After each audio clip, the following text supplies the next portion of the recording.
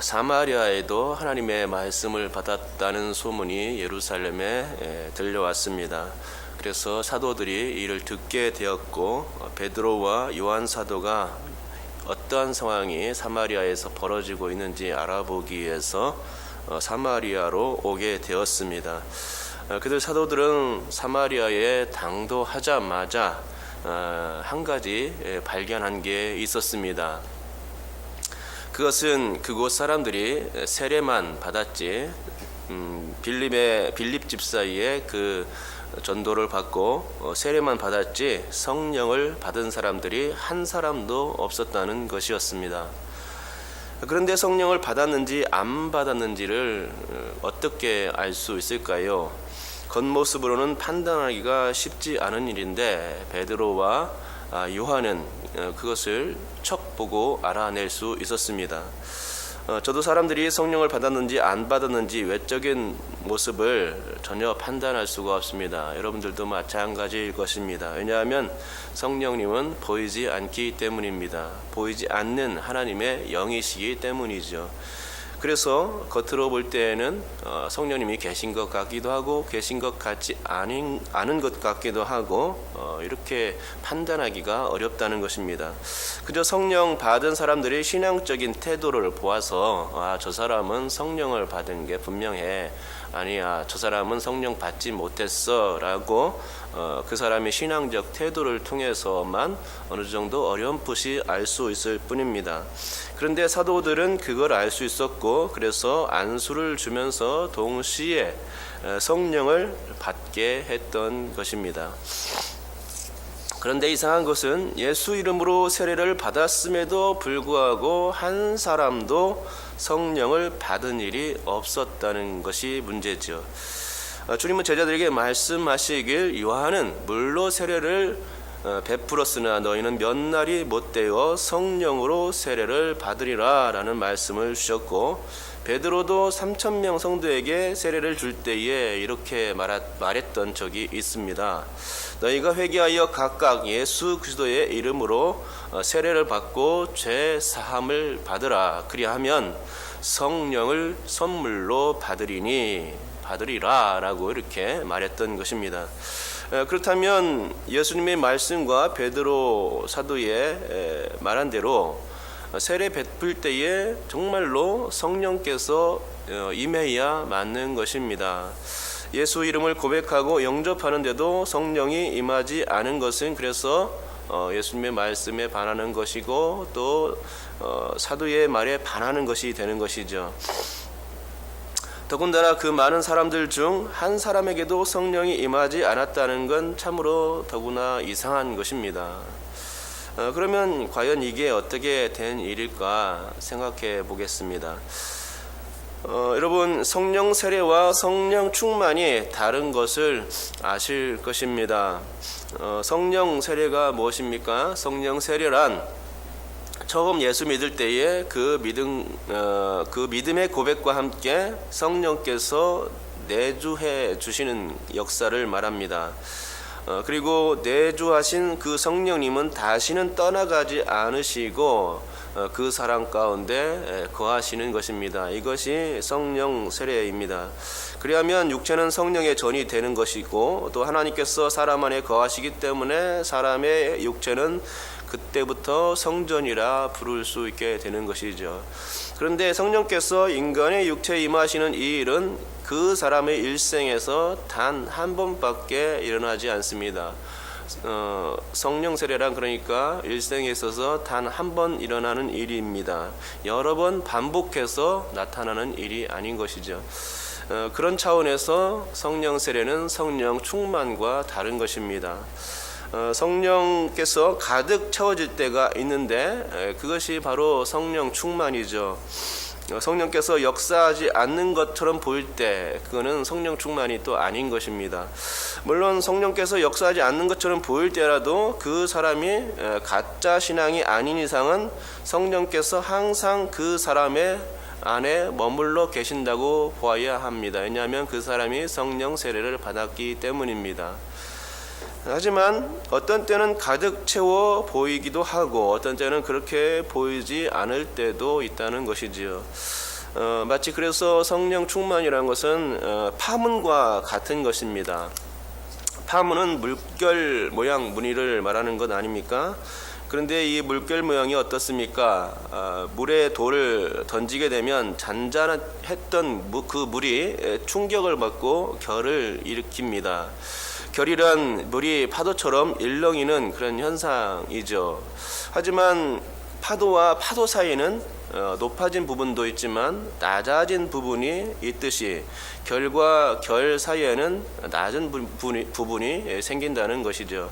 그러니까 물의 파문은 물수위가 높아진 부분과 낮아진 부분이 생기면서 동심원을 그리면서 퍼져나가는 현상, 그것을 의미합니다. 성령 충만이 바로 그런 것입니다. 성령 충만은 어떤 영적 충전이 있을 때에 성령이 가득 채워지는 현상이죠. 그래서 이럴 때는 파도처럼 성령께서 그 사람 가운데 있음을 금방 알 수 있습니다. 하지만 어떤 영적 충격이 없을 때는 잔잔하거나 아예 없는 것처럼 느껴질 때가 있다는 것입니다. 성령 충만의 수위가 낮아지는 것이죠. 그러니까 성령 충만은 주기적으로 반복이 가능하다는 것입니다. 그런 면에서 성령 세례와 다르다는 것입니다. 여러분, 성령께서는 여러분이 신앙 고백을 하셨을 때에 이미 여러분 안에 들어오셨습니다. 이 사실을 믿으십니까? 또한 여러분 안에 들어오신 그 성령님은 어떤 일이 있어도 떠나시질 않으십니다. 이 사실도 믿으십니까? 우리는 이 사실에 대해서 아멘 할 수가 있고 감사할 수가 있겠지요. 그러니 성령께서 내주하셔서 우리의 볼품없고 썩어진 육체를 성전 삼아 주셨음에 감사해야 하는 것입니다. 성령께서 우리 안에 거하시지 않았다면 우리의 생명은 이 땅에서의 생애로 끝날 것이 분명합니다. 그렇게 되면 영원한 생명은 있을 수가 없고 또 육체의 부활도 가능하지 않게 됩니다. 하지만 이 모든 게 성령께서 우리 안에 내주하심으로 인해서 가능하게 되었습니다. 구약에서는 한번 임한 성령이 떠날 수도 있는 문제였지만 신약에서는 절대 그렇지 않다는 것입니다. 예수님께서 보내주신다고 약속하신 그 성령님은 그래서 우리에게 너무나 보배로운 존재이십니다. 우리에게 한번 들어온 일상은 절대 떠나지 아니하시고 그것은 결국 우리를 끝까지 하나님께서 사랑하신다는 의미고 끝까지 구원해 내시겠다는 그 의지가 그 속에 포함되어 있는 것이죠. 성령 강림절 이후 성령은 신앙을 고백하는 성도들에게 임시적으로 임했다가 죄를 지면 떠나가시는 그런 분이 아니라는 것입니다. 왜냐하면 이미 한번 예수님을 구주로 영접하게 되면 예수께서 우리를 위해서 보증해 주시고 신원해 주시기 때문에 성령께서도 예수님을 인해서 절대 떠나갈 수가 없는 것입니다. 예수님이 다 해주시고 예수님이 모든 것을 약속해 주셨기 때문에 예수님과 한편인 그 성령님은 절대로 예수님의 그 마음과 다르게 행동할 수가 없는 것이죠. 그래서 성령님은 예수님을 인하여서 우리 안에 신앙을 고백하는 성도들 안에서 결코 떠나가시질 않습니다. 성령님 우리에게 성령 세례를 베푸십니다. 그리하면 성령으로 인쳐지고 거듭나게 되는 것입니다. 거듭난다는 것은 위로부터 난다는 뜻인데 율법학자인 니고데모가 예수님께 거듭난다는 소리를 듣고 이해하지 못했던 적이 있죠. 거듭난다고 하니 모태에서 다시 태어난다라고 생각했던 것입니다. 거듭해서 난다 하니까 난 태어났는데 다시 모태에 들어가야 되는가 이렇게 생각했던 것입니다. 여러분, 우리가 모태에서 태어나는 것은 죽음을 의미하는 것입니다. 왜냐하면 원죄 때문이죠. 인간으로 태어난 사람들은 모두가 죽게 되는 것입니다. 죄 때문에, 아담이 지은 죄 때문에 그것이 죄가 전가되어서 모든 생명 있는 사람들은 다 그 원죄를 받게 되어서 결국은 사망하여 죽게 되는 것입니다. 육신은 유전을 통해서 아버지 형제과 어머니 형제를 그대로 이어받게 되듯이 원죄라는 것도 동일하다는 것이죠. 원죄는 계속해서 유전이 되는 것입니다. 그래서 육체로 태어나면 절대로 원죄의 테두리에서 벗어날 수 없게 됩니다. 니고데모가 모태에서 다시 태어나는 것인가 이렇게 예수님께 여쭈었을 때에 바로 그것이 죽음을 의미하는 것이죠. 하지만 위로부터 나는 것은 전혀 다른 문제입니다. 위로부터 태어난다는 것은 신령한 것, 거룩한 것, 의로운 것으로 덧입는 것을 의미합니다. 그래서 사람이 거듭난다는 것은 구원과 영생에 이를 수 있는 상태가 되는 것인데 곧 죽음의 반대인 생명을 얻게 되는 것입니다. 그러니까 여러분, 우리는 예수님을 믿게 됨으로 인해서 그때부터 위로부터 오는 은혜를 잊게 되어 하나님의 영광스러운 생명으로 다시금 태어난 사람들이 된 것입니다. 때묻지 않은 하나님의 것을 덧입게 됨으로써 죄로 죽을 수밖에 없는 우리는 완전히 새로운 존재, 생명의 존재로 탈바꿈된 것이죠. 이제 더 이상 죄의 영향을 받지 않게 된 것입니다. 그리고 죽음이 우리를 삼킬 수 없게 될 수 있는 그런 영혼이 된 것입니다. 로마서 8장 38절과 39절 말씀처럼 사망이나 생명, 천사들이나 권세자들, 현재일이나 장래일, 능력과 높음과 깊음, 다른 어떤 피조물이라도 우리를 우리 주 그리스도 예수 안에서 끊을 수 없게 되었다라고 선포하고 있는 것입니다. 성령으로 인한 거듭남의 역사가 바로 그런 것입니다. 우리는 성령으로 인하여 아주 다른 세상을 체험하는 은혜를 잊게 된 것이죠. 그것은 하나님만이 주실 수 있는 아주 큰 놀라운 은혜인 것입니다. 맞습니다. 사람이 이렇게 거듭날 수 있게 된 것은 다 하나님의 사랑과 예수님의 은혜 때문에 가능한 일이었습니다. 하나님은 인간의 구원을 위해서 당신의 아들 예수 그리스도를 보내주셨고 예수님은 기꺼이 자신을 들여서 우리를 살려내신 것입니다. 이런 구원의 밑작업이 있었기에 성령께서 오실 수 있었던 것입니다. 그리고 성령의 거듭남도 그래서 가능한 것이 되었습니다. 그런데 성령으로 거듭나서 하늘의 훌륭한 것을 덧입는 방법은 그렇게 어렵질 않습니다. 산속에 들어가서 몇 달 동안 돌을 닦는다거나 3000배를 한다거나 역부로 고행을 수행하지 않아도 되는 방법입니다. 다른 종교에서는 이와 같은 방법으로 섬겨야 지극정성에 의해서 신이 감동받는다고 생각합니다. 하지만 기독교는 그런 종교와는 본질적으로 다르죠. 기독교는 마음을 보는 종교입니다. 그래서 믿음의 고백만 하면 그것으로 구원을 받게 됩니다. 구원받는 방법이 너무나 쉽고 단순하다는 것이죠. 왜냐하면 이것도 예수님께서 다 십자가의 순환과 죽음으로 밑작업을 해 주셨기 때문에 가능한 일입니다. 그래서 너무나 쉬운 일이 되어버렸죠. 예수님께서 다 해 주셨기 때문에 우리는 다만 믿기만 하면 되는 것입니다. 예수님께서 나를 구원하셨군요. 감사합니다. 라고 믿음의 고백만 하면 구원을 받게 되는, 위로부터 생명을 덧입게 되는 그런 놀라운 역사가 있게 됩니다. 예수님의 중보를 해서 사람들은 구원을 받게 되는 것입니다. 그러나 예수님의 중보가 없었다면 구원은 있을 수 없는 일입니다. 하나님의 마음에 인간을 구원하시겠다는 의지가 없었다면 구원 그 자체가 없었을 것이고, 예수님의 행동이 없었다면 피뿌림이 없는 것이기에, 죄를 사하는 피뿌림이 없는 것이기에 죄도 사해질 수 없는 것이었습니다. 하지만 이 모든 게 예수께서 자신을 드리는 온전한 제사, 화목 제사로서 십자가에서 자신을 내어드림으로써 그것이 화목 제사가 되어서 하나님과 인간 사이에 그런 관계가 틔어질 수 있게 된 것입니다. 하나님과 인간 사이에 평화가 이루어진 것이죠. 예수님이 자신을 드리는 화목제가 없었더라면 하나님과 인간 사이에는 계속적으로 원수 관계로 남을 수밖에 없었습니다. 하지만 예수님의 대속적 중보가 하나님과의 관계를 화목으로 바꾸어 놓고 인간은 원수 관계에서 해제될 수 있는 방법을 얻게 된 것입니다. 그것이 이제 믿음이라는 그 행동을 통해서 얻게 되는 것입니다. 그러므로 그렇습니다. 오늘은 특별히 세례를 주는 것과 성령은 무슨 관계가 있는가를 생각해 보고 있는데, 세례는 예수 안에서 죽었다가 예수 안에서 다시 살아난 것을 의미합니다. 이와 같은 상징을 나타내기 위해서 침례를 행했던 것입니다. 사람이 물속에 들어가는 것은 죽는 것이고, 어푸하고 물속에서 나오는 것은 살아난 것을 의미합니다. 예수 안에서 살아나는 것의 의미가 바로 세례의 의미인 것입니다. 여러분, 예수 안에서 다시 살아났다는 것은 그 사람이 거듭난 것을 의미합니다. 하늘에 신령한 것을 덧입게 된 것을 의미하는 것입니다. 성령으로 인쳐진 것을 의미합니다. 성령 세례를 받은 것이죠.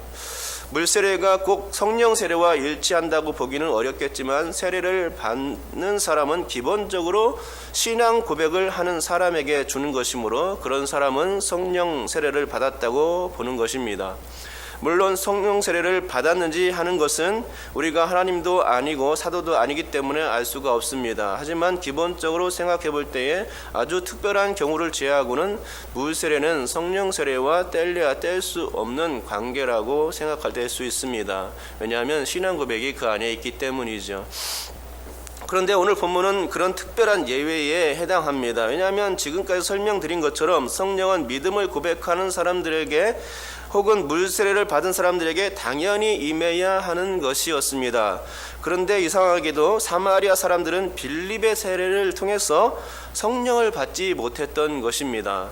그러면 이 문제를 어떻게 생각하면 좋겠습니까? 혹시 빌립의 능력이 신통치 않았기 때문이었을까요? 그건 아닙니다. 이미 빌립은 사도들처럼 하나님의 표적과 기사를 많이 나타내는 신통한 사람이었고 성령께서 그와 함께 했으며 항상 그런 성령 충만했던 사람입니다. 누구보다도 사도에 못지않게 성령 충만했던 사람이 빌립 집사였습니다. 그러면 빌립이 세례를 베풀었음에도 단 한 사람도 성령을 받지 못한 이유는 무엇이었겠습니까? 학자들은 이 일을 사마리아인의 오순절이라고 하는 말로 설명합니다. 여러분, 오순절 성령 강림 사건은 단 한 번밖에 없었던 사건입니다. 그런데 사마리아인의 오순절이란 사마리아에도 성령 강림 사건이 다시금 일어났다는 그것을 말합니다. 뿐만 아니라 똑같은 사건이 이방인인 고넬료와 그의 가정에서도 벌어졌음을 알게 됩니다. 성령께서 베드로 사도를 이방인인 고넬료에게 보내셨는데 베드로는 그때 말씀을 듣는 모든 사람에게 성령이 임하시는 것을 보았던 것입니다. 그걸 보고서 베드로는 이방인들에게도 세례를 베풀라는 뜻임을 판단하였고 성령께서 임하시자 이 사람에게도 세례를 베풀어야 되겠구나 하는 것이 이 사도 베드로의 판단이었던 것입니다. 그래서 성령이 임하시는 걸 보고 세례를 베풀었던 것입니다. 물론 이 사건은 본문과는 좀 다른 점이 있습니다. 본문은 세례부터 받고 이후에 성령 세례를 받은 상황이고 고넬료 사건은 성령부터 받고 나서 세례를 받은 상황입니다.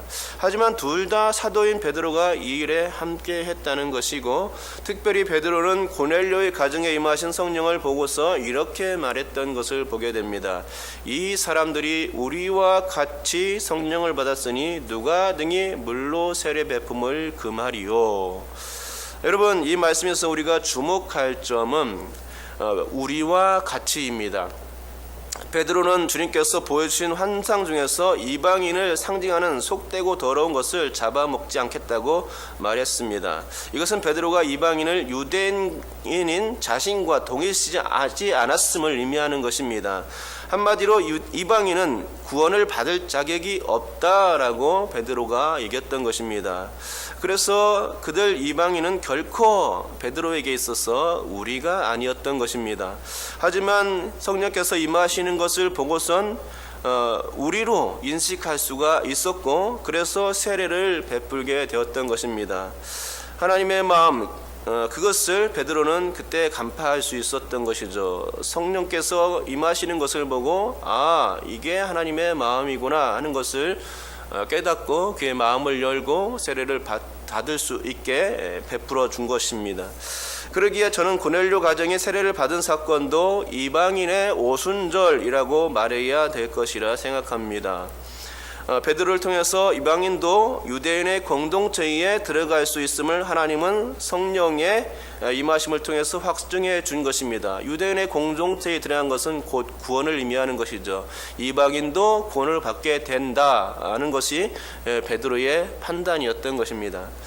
그러면 오늘 본문도 같은 시각에서 볼 수 있는 것입니다. 여러분, 학자들이 사마리아인의 오순절이라고 부르게 된 것은 사마리아인 그들도 세례를 받았다는 이야기로부터 출발되는 것입니다.